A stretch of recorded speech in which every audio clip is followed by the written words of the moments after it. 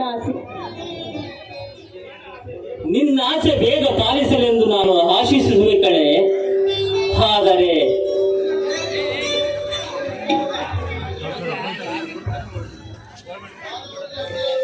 ಮಾನವನಿಗೆ ಅತಿಯಾಸು ಒಳ್ಳೆಯದಲ್ಲ ಕಣೆ. ಅತಿಯಾಸು ಗತಿಗೇಡು ಎಂಬಂತೆ ನಮ್ಮ ಮಿತಿಯಲ್ಲಿ ನಾವು ಬದುಕುವುದನ್ನು ರೂಢಿಸಿಕೊಳ್ಳಬೇಕು ಸ್ವಪ್ನ.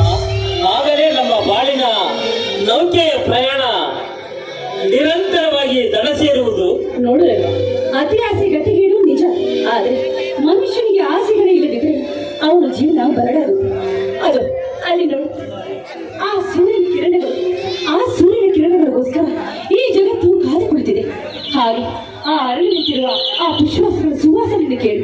ಯಾರಿಗೋಸ್ಕರ ಗೊತ್ತಾ? ಆ ದುಂಬಿಗೋಸ್ಕರ. ಅಷ್ಟು ಅಲ್ಲದೆ ಸಾಲುಗಟ್ಟಲೆ ಆ ಮರದ ಬಳ್ಳಿಗಳು ನಟವಾಗಿ ಚಾಚಿದೆ. ಹಾಗೆ ಈ ನಿಮ್ಮ ತೋಳ ಆಶ್ರಯದಲ್ಲಿ ಯಾವಾಗಲೂ ನಾನು ಸುಖವಾಗಿರ್ಬೇಕೆನ್ನುವುದೇ ನನ್ನ ಆಸೆ. ಅದಕ್ಕಾಗಿ ಈ ಮಾತನ್ನು ಹೇಳಿದಿನಲ್ಲ ರಾಜ. ಬಾ, ಈ ಪ್ರೇಮದ ಲೋಕದಲ್ಲಿ ನಾವಿಬ್ಬರ ಪ್ರೀತಿಯಿಂದ ಜಗಾಲಿ ಸುತ್ತಾಡೋಣ. ನನಗೂ ಒಂದು ಆಸೆ ಇದೆ ಪೂಜಾ. ನಿನ್ನ ಸುಂದರವಾದ ಕಣ್ಗಳಲ್ಲಿ ನನ್ನ ಪ್ರತಿಬಿಂಬ ನೋಡಿಕೊಳ್ಳುವ ಆಸೆ. ನನ್ನ ಮಡಿಲಲ್ಲಿ ಮಗುವಿನಂತೆ ಸಂತೈಸಿಕೊಳ್ಳುವ ಆಸೆ.